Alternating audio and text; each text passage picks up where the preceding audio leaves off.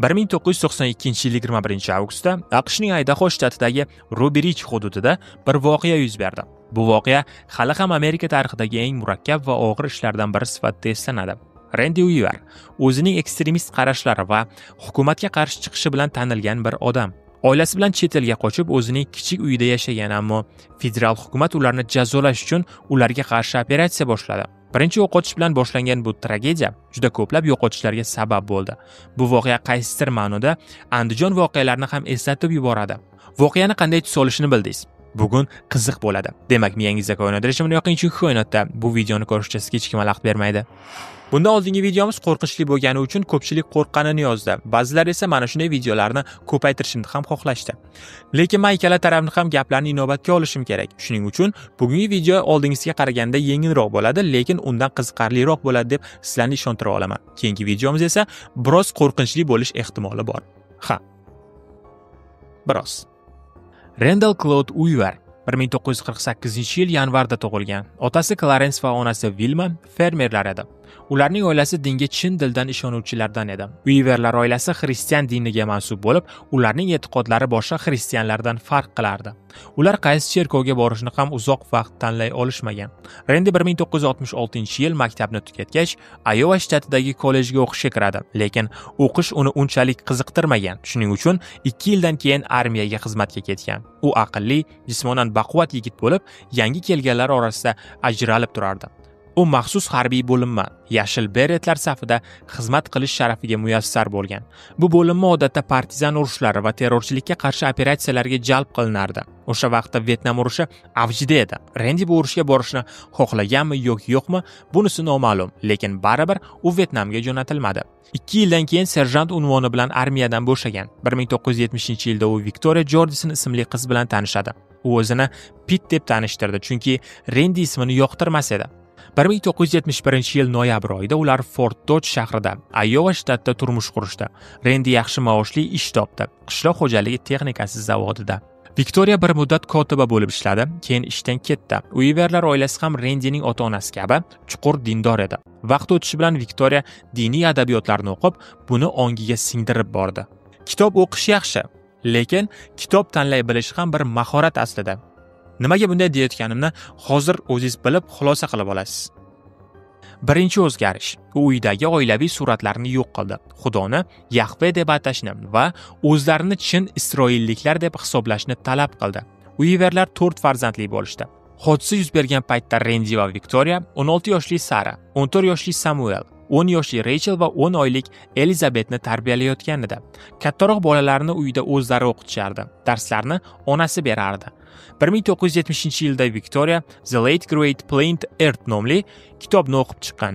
1970-yilda yozilgan bu kitobda muallif Hal Lindsey Bibliya kitobidagi bashoratlarni zamonaviy voqealar bilan solishtirgan.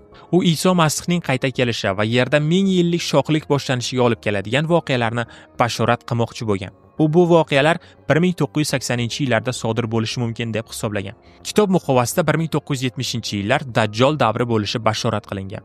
Victoriyaga bu kitob juda kuchli ta'sir qildi. U eri Randyni ham yer yuzida tez orada qiyomat bo'ladi deb ishontirdi. Ular bu xavfdan qochib qutulishning yagona yo'li bu insonlar ko'zi yetmaydigan sivilizatsiyadan yiroq joyga yashirinish kerak deb o'ylagan. Bunday joyda na elektrik, na markaziy suv ta'minoti bo'lishi kerak edi. Ular tanlagan joy Ruby Ridge bo'ldi. Ruby Ridge AQShning Aydaho shtatida, Kanada chegarasidan 50 kilometr uzoqlikda joylashgan. Weaverlar oilasi bu yerda eng oddiy hayot sharoitlarida boshpana qurishi kerak edi. Yovvoyi hayotga moslashish uchun ular avval bir muddat Amishlar jamoasi bilan yashashga qaror qilishdi. Amishlar AQShda o'z qoidalari bilan yashovchi yopiq jamoalar hisoblanadi. Ularga zamonaviy transportdan va elektr texnologiyalaridan foydalanish taqiqlangan. Oddiy hayotda Amishlar uyali telefonlardan va televizorlardan foydalanmaydi. Ularga mashina haydash taqiqlangan. Ular kiyim sotib olishmaydi. O'zlari tikkan yoki o'zlarining jamoa a'zolaridan buyurtma qilgan kiyimlarni kiyishadi.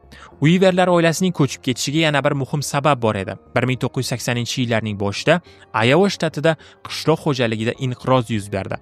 Randyning ishi bilan bog'liq muammolari boshlandi. Ko'plab fermer xo'jaliklari bankrot bo'ldi. Fermerlar uchun kredit stavkalari 16% gacha yetib bordi. Bu esa biznesni umuman foydasiz qildi. Shu sababli qishloq xo'jaligi texnikasiga bo'lgan talab ham keskin kamaydi. 1984-yilda Rendi va uning xotini Viki bolalari bilan birga Aydaho shtatidagi Ruberish degan joydagi tog' tepasida qurilgan oddiy kulbaga ko'chib o'tishdi. Bu joyda elektr ham, suv ham yo'q edi. Rendi yangi joyga ko'chib o'tgach, u taxminan 100 kilometr uzoqlikdagi bir jamoa aholisi bilan tanishdi. Bu jamoaning yetakchisi Frank Kamnik bo'lib, u va uning izdoshlari o'zlarini ariylarning bevosita avlodlari deb bilishardi. Ariylar kimlar? Agar oddiy va qisqa qilib tushuntiradigan bo'lsam, ular miloddan avvalgi yillarda yashab o'tgan, o'zlarini asl nasabli zodagonlar deb atagan xalq edi. Frank Kamnik ham o'z e'tiqodiga ko'ra dunyo iflos qonlardan tozalanishi kerak deb hisoblagan. Uning fikricha, haqiqiy insoniyatni faqat toza oq irq saqlab qoladi. Uning uchun bu narsalar faqat irqiy ustunlik emas, balki ilohiy tanlov edi. Biz tog'larda yashaymiz, chunki qulab bo'lgan dunyodan o'zimizni saqlashimiz kerak derdi u. Kamnik yahudiylarni yovuzlik manbai deb atab, ularni AQShning barcha boshqaruv tizimlariga kirib olgan deb da'vo qilardi. Kamnikning g'oyalari Rendi Uiverga ham ta'sir qildi. U oilasini ham bu jamoa bilan tanishtirdi. Har yili bu jamoa butun dunyo bo'ylab Ariylar kongressi deb ataluvchi tadbir o'tkazar. U yerdagi nutqlarda AQSh hukumati bilan kurash masalalari muhokama qilinardi. Bunday tadbirlardan keyin Rendi AQSh hukumati haqida har bir odam ustidan chuqur nazorat o'rnatgan va tajovuzkor degan fikrga keldi. U doim atrofida josuslar bor, davlat bizni kuzatmoqda deb ishonardi. Guvohlarning so'zlariga ko'ra, u ko'p marotaba odamlarni o'ldirish bilan tahdid qilgan, hatto bir paytlar Rim papasi, katolik dunyosining yetakchisini o'ldirishni ham gapirgan. Shunday kunlarning birida Rendi haqida FQBga xabar kelib tushadi. Tasavvur qiling, bu narsalar internet zamonidan oldin bo'lgan. Oddiy mishmishlar shunday keng miqyosda tarqab ketishi mumkinmi? Albatta yo'q. Chekka qishloqda turib FQBgacha xabar yetib bordimi, demak u oddiy inson emas. FQB tergovni boshlaydi va eng yaxshi yo'l bu uni ichkaridan o'rganish deb qaror qilishadi. Ular Rendi bilan do'stlashish uchun maxsus odamni uning oldiga yuborishadi. Bu odam Rendining ishonchiga kirish uchun bilasizmi ular qayerda ko'rishadi? Aryan Nations degan yig'ilishda. Bu oq tanlilar ustunligini targ'ib qiluvchi guruh, ya'ni irqchilar guruhi. Rendi u bilan o'zi xohlagan joyda tanishadi. Endi bu yigitdan u umuman shubhalanmaydi. Ularning qarashlari bir xil. U Rendi tomonda. Lekin bu odam maxfiy agent.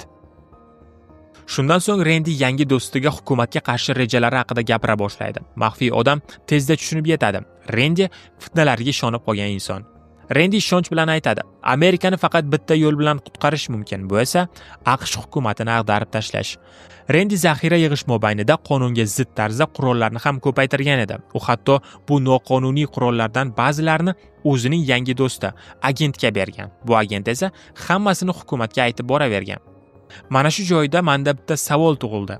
Nima uchun Rendi hukumatni yomon ko'rgan? U hukumat tomonidan hech qanday yomonlik ko'rmagan. Shu paytgacha u shunchaki hukumatsiz hayot xohlagan, ya'ni hech qanday politsiyachilarsiz, hech qanday davlat xodimlarsiz erkin hayotni. Lekin bularsiz hayotni tasavvur qilib bo'ladimi? Yo'q. Keling shunday hayotni tasavvur qilib ko'ramiz. Davlat organlari va qonunlarsiz hayot. Narkotik iste'moli hamma joyda, hatto ko'chalarda ham paydo bo'la boshlaydi. Qayerga qarasangiz janjal, jahl ustida o'ldirishlar soni ham ortib ketadi. O'quv tizimlari majburiy emas, ko'pchilik savodsiz. Mashinalar xohlagan yo'lidan, xohlagan tezlikda harakat qila boshlaydilar. Avariyalar soni ortib, pachoq bo'lgan mashinalarni hech kim olib ketmaydi. Katta ehtimol bilan qullik zamoni ham boshlanadi. Hatto zino ham ko'payadi va bu esa eng oddiy narsalar. Katta xalqaro urushlar haqida men hali gapirmadim. Mana shu oxir zamon emasmi? Hukumat va konstitutsiya biz uchun qanchalar muhim ekanini tushunyapsizmi? Rendi bu yerda oxir zamonni kutmagan, balki uni o'zi boshlamoqchi bo'lgan. Agentning hukumatga bergan xabarlari tufayli 1991-yilda Rendi hibsga olinadi. Rendining hibsga olinishi uning rafiqasi Viktoriya tomonidan federal hukumatga nisbatan yanada kuchli nafrat uyg'otdi. Aydaho shtat prokuroriga xat yozib, erini aybsiz deb hisoblashlarini so'radi. Hatto u yerni tez orada apokalipsis kutayotgani va Iso Masihning ikkinchi qaytishi yaqinlashayotgani haqida yozgan. Keyinroq uni qo'yib yuborishadi, lekin uning ishi to'liq yopilmaydi va chaqirilgan paytda sudga kelib ketishi kerak edi. Rendi bir necha marta sudga kelmaganligi sababli ish og'irlashadi. Natijada uning hibsga olinishi bo'yicha order chiqariladi. Bu degani AQSh marshallari uni qo'lga olish uchun borishadi. Marshallar. Ular hazilni yoqtirmaydi, ayniqsa agar odam qurollangan bo'lsa va ularga bo'ysunmasa. 1992-yil 21-avgust kuni Rendi oilasi bilan uyda edi. Ularning iti tashqarida nimanidir sezadi va ovoz chiqarishni boshlaydi. Derazadan qarashganda it AQSh marshallariga qarab yugurib borayotgan edi. Shunda marshallardan biri itni otib tashlaydi. It o'sha payt o'ldiriladi. Rendining 14 yoshli o'g'li Samuel ham o'sha paytda tashqarida edi. U it bilan birga bo'lgan. Shunda marshallar Samuelga qurolni qaratadi. Chunki Samuelda ham qurol bo'lgan va u marshallar tomon o'q uzgan. Marshallarga qarata o'q uzish bu eng ahmoqona fikr albatta, lekin u shunday tarbiyalangan, hukumatga qarshi turishga. Shundan so'ng marshallar ham o'q uzishni boshlashdi. Afsuski, Samuel halok bo'ladi. Bularning barchasini Uiverlar uy ichidan ko'rib turgan edilar. O'g'illarini ko'z oldida o'lganini ko'rib, marshallarga bo'lgan nafrati kuchaydi. Bu orada Rendining boshqa bir do'sti, Kevin Harris ham shovqinni eshitib, marshallar tomon o'q uza boshlaydi va ulardan birini o'ldiradi ham. Bu esa vaziyatni butunlay keskinlashtirib yuboradi. Keling, voqeani biroz tahlil qilamiz.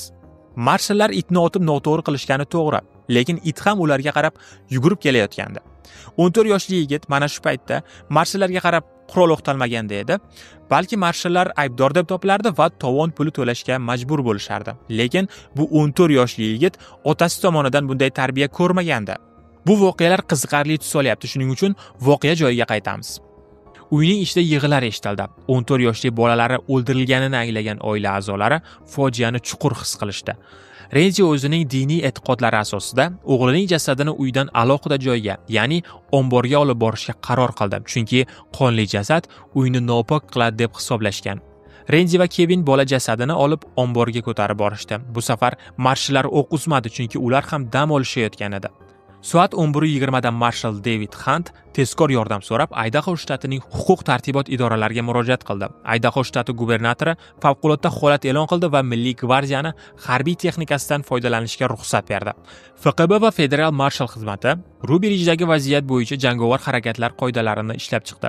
Eng asosiy qoidalar quyidagilar edi. Agar qurol ko'tarib olgan katta yoshli erkakni ko'rsalar, agar atrofda bola bo'lmasa, o'ldirishga ruxsat bor.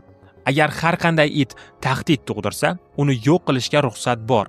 Bu orada Uiver oilasi o'g'lining jasadini tunda dafn etishga qaror qilishdi. Shanbaga o'tar kechasi soat 2:30 da Rendi qizi Sara va Kevin ombor tomonga yo'l olishdi.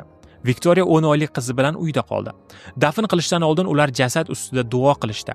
Bu vaqtda ular snayperlar nishonida edilar. Snayperlar tungi ko'rish qurollari bilan qurollangan edi. Rendi ombor eshigini ochmoqchi bo'lganda, snayper Lon Hariuchi unga 180 metr uzoqlikdan orqasiga qarata o'q uzdi. O'q uning o'ng qo'ltiq ostidan o'tib ketdi. Keyinchalik sudda snayper Uiverning umurtqasini nishonga olganini, ammo Rendi oxirgi daqiqada harakat qilgani uchun o'q boshqa joyga tekkanini aytdi. Ular uy tomon yugurishdi. Victoria eshikni ochib, bolasi qo'lida kutib turardi.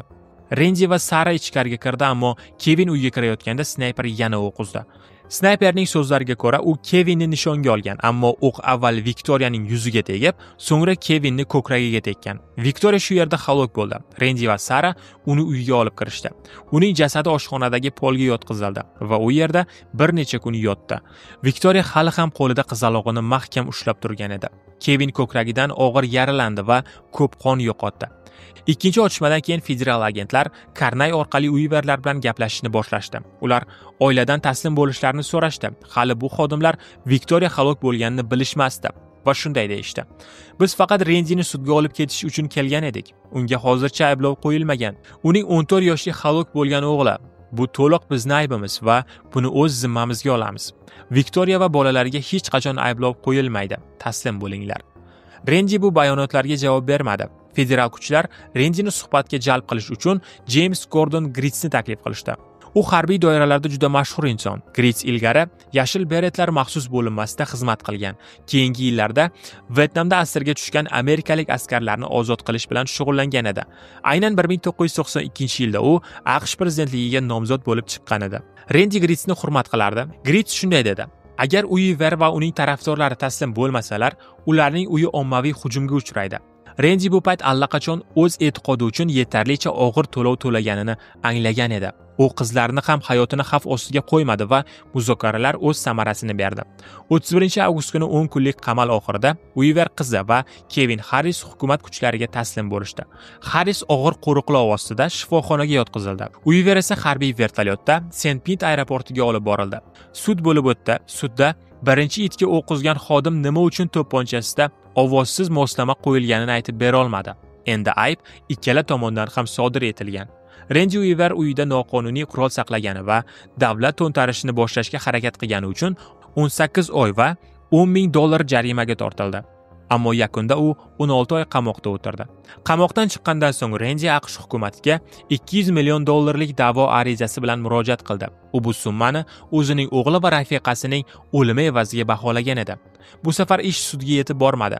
1995-yil avgust oyida sudgacha bo'lgan kelishuv doirasida federal hukumat Rendi Uiverga $100 ming, har bir tirik qolgan 3 nafar qiz uchun esa $1 million dan to'lashga rozi bo'ldi. Biroq hukumat Semi va Viki Uiverning o'limida o'zini aybini tan olmadi. 1998-yilda Rendi va uning qizi Sara birgalikda kitob yozdilar. Kitob Federal qamal Ruby Rich nomi bilan chop etildi. Rendi Uiver 2022-yil 11-may kuni 74 yoshida vafot etdi. Bu voqea AQSh tarixida ham bo'lgan. Agar o'sha voqea ham sizlarga qiziq bo'ladigan bo'lsa, kommentariyada "Ha, Mr. M chiqaring" deb yozib qoldirsalaring, men albatta chiqarishga va'da beraman. Bu ishlar bizga saboq bo'lishi kerak. Ular noto'g'ri din va noto'g'ri yo'lni tanlashdi va bir umr pushaymon bo'lishdi. Biror ma'lumotni o'rgandingizmi, uni ishonchli odamlardan so'rab, aniqlik kiritib oling. Din tomonlama ham biror narsa o'rgandingizmi? Yoningizdagi masjid imomidan uni ishonchli yoki ishonchsiz ekanligini so'rab bilib oling. Axir musulmonchilikda ham shunday. Biror ma'lumotga aniqlik kiritib olish kerak. Va boshqa mavzularda ham xuddi shunday. Bugungi kunda ma'lumotni ishonchli odamdan bilish bu eng kerakli narsa deb hisoblayman. Lekin meni oilamga bu narsalarni aytish shart emas, chunki shunaqasiga ham buni bilasizlar. Sizlarni yaxshi ko'raman. Hozircha xayr. Yo, listen up to my rhyme. About a man who's one of a kind. He's got swag and he's got style. Ladies love him with a smile. Mr. M, he's got that flow.